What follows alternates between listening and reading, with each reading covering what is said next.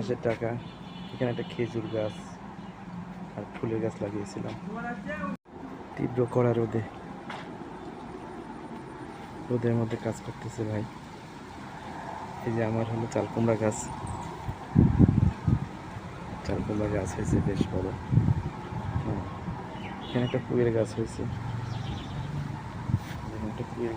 কিন্তু ঘাসের জন্য হইতে পারতেছে না।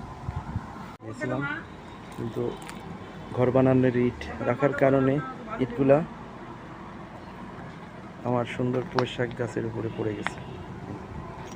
দেখছেন, এই একটা পেঁপে গাছ, এখনো পেঁপে আসেনি, ফুল আসতেছে। এটা লাগিয়েছিলাম গত বর্ষায়, পুরুষ পেঁপে গাছ। ওই যে ফুল পেঁপে হয়েছে, খুব মিষ্টি। দেখছেন পেঁপেগুলো, দেখুন